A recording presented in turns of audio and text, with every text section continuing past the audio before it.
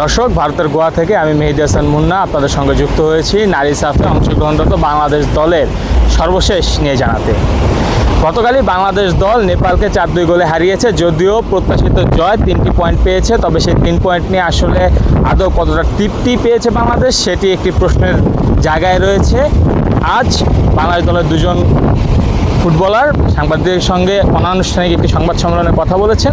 সেখানে উঠে এসেছে তাদের সেই অতৃপ্তির জায়গাগুলো, যেখানে মূলত উঠে এসেছে যে মিডফিল্ডের দুর্বলতার কারণে ডিফেন্ডিংয়ে চাপ করা কিংবা অতর্কিত গোল, অর্থাৎ যেটাকে বলা হচ্ছে যে কাউন্টারে গোল খেয়ে যাওয়া, সেই জায়গাগুলো যে অতৃপ্তি রয়েছে বাংলাদেশ দলের, সেই বিষয়গুলো কিন্তু সংবাদ সম্মেলনে উঠে এসেছে। আমাদের মধ্যে তেমন কথা হয় নাই, তো কোচ হচ্ছে আমাদের পারফরমেন্স নিয়ে খুশি। যে কোচের কথা ছিল হচ্ছে আমাদের 3 পয়েন্ট লাগবে, আমরা সেটা পারছি। তো বেটার টিম, সেই জন্য ইন্ডিয়া পাশের দেশ, সেই জন্যই আসে সেই এনার্জিটা আমাদের মধ্যে।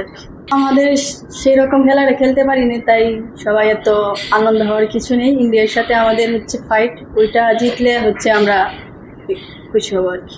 হ্যাঁ, আমরা আরও বেটার করতে পারি, আমরা আরও বেটার দেই দেশকে। তো আপনারা জানেন, তো কালকে হচ্ছে আমাদের পরশুদিন ম্যাচটা হচ্ছে তেমন হয়নি, তো যা আমাদের 3 পয়েন্ট নেওয়ার কথা ছিল এটা নিতে পারছি। তো কোচ আমাদের এটাই বলছে, সমস্যা নেই, ইন্ডিয়ার সাথে ম্যাচে আমরা দেখিয়ে দিব।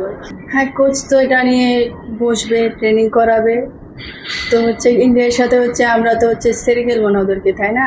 তো যে উইংটা আছে ওদের উইং প্লেয়ার ভালো, তো আমাদের রাইট ব্যাক লেফট ব্যাক আছে, ওনারা তো হচ্ছে মার্ক করে রাখবে। তো সেই ইন্ডিয়ার দর্শকরা যখন ওদেরকে সাপোর্ট করে, তো ওইটা আমরা ভাবি যে আমাদেরকে সাপোর্ট করতেছে। করবো, এটা ওদের ইচ্ছা, পুরোপুরি মরে আছে। আমরা তো সিরিয়াস থাকবো সবসময়। প্রথম যাদের খেলাইতেছে কোচে, তো কোচ তাদের আমাদের চেয়ে ব্যাটার হইতে পারছে, সেজন্যই খেলাচ্ছে ওনার বুদ্ধিতে। তো হচ্ছে আমরা হচ্ছে পরে ওটা আমাদের আরও ফিনিশিং ভালো করার দরকার। আমাদের হচ্ছে সেটা নিয়ে মাঠে কাজ করে প্রতিনিয়ত, ক্রস ফিনিশিং। আমরা হচ্ছে মিডফিল্ডটা হচ্ছে ওদের স্ট্রং, উইঙ্গার স্ট্রং। তো আমরা মিডফিল্ড হচ্ছে আমাদের হচ্ছে ওই ম্যাচে হচ্ছে মালদ্বীপের সাথে ম্যাচে মনিকা আপু খেলতে পারে না, একটু সমস্যা ছিল ওনার। তো মনিকা মারিয়াফু দুইটা মিডফিল্ডকে ধরবে, আর কোচ তো আমাদের নির্দেশনা দিবে কি করতে হবে, সেটা পরেটা পরে। আমি আমার বেস্টটা দিয়ে খেলবো, ভালো পারফরমেন্স করার চেষ্টা করব, নিজের সেরাটা দিব। এটাই কোচ যেটা বেটার মনে করে, আমার চেয়ে বেটার প্লেয়ার আছে তাই ওনাকে 11-এ দেয়। তো এক এক সময় এক এক প্ল্যানে খেলা হয়, তো এটা কোচের প্ল্যান, এটা আমার কিছু বলা নেই। ওইটার কোনো কারণ নিয়ে আমাদের আলোচনা হয় নাই। আমাদের আজকে হচ্ছে রিকভারি সেশন, কালকে হয়তো বা ট্রেনিং আছে, আমাদের মিটিং হবে, তখন ডিসকাস হবে। প্রথমেই 3 পয়েন্ট পেয়েছি, এটাই আমরা আলহামদুলিল্লাহ। প্রথমে জানা 2 গোল খেয়েছি, খেলার ভিতরে আছে অবশ্যই যে গোল খাবো, গোল দিব, কিন্তু আমরা 3 পয়েন্ট যে পেয়েছি এটাই আমাদের জন্য ভালো প্লাস পয়েন্ট। অবশ্যই তারা শক্তিশালী টিম, আমরা আমাদের বেস্ট দিয়ে খেলার চেষ্টা করি। না, এটা চাপের কিছু নাই, ওরাও শক্তিশালী টিম, আমরাও শক্তিশালী টিম। 50-50 খেলা হবে, যারা চান্স পাবে তারা অবশ্যই চান্স নেওয়ার ট্রাই করবে। কালকে খেলায় দেখেছেন যে ডিফেন্সে একটু প্রবলেম আছে, এটা নিয়ে আমরা কাজ করছি, স্যাররাও কাজ করবে। কালকে যেহেতু ট্রেনিং আছে, এটা নিয়ে স্যাররা কথা বলবে আমাদের সাথে। আসলে ইন্ডিয়া অনেক গোল দিয়েছে ওদেরকে, আমরাও ট্রাই করছি, আমরা অনেক কিন্তু সুযোগ পেয়েছি, আপনারাই দেখছেন, কিন্তু আমরা সুযোগ ওইভাবে কাজে লাগাতে পারিনি। যেরকম ঋতু অনেকগুলো ক্রস করেছে, পাওয়ার ক্রস হয়েছে, লাগাইলে গোল হয়। কিছু কিছু আমাদেরও মিস্টেক ছিল, কিন্তু আমার মনে হয় যে ইন্ডিয়া থেকে আমরা বেশি সুযোগ পেয়েছি, কিন্তু কাজেটা লাগাইতে পারিনি। আমার মনে হয় যে মালদ্বীপ আর ইন্ডিয়ার সাথে হয়তো একটু চেঞ্জ হইতে পারে, স্যাররা হয়তো চেঞ্জ করতে পারে। যেরকম অ্যাটাকিং আমরা যেভাবে গেছি, কালকে কিন্তু আমি আর পোহাতি কিন্তু উঠে উঠে খেলছি, কেননা মালদ্বীপ ওই রকম পিচ ছিল না।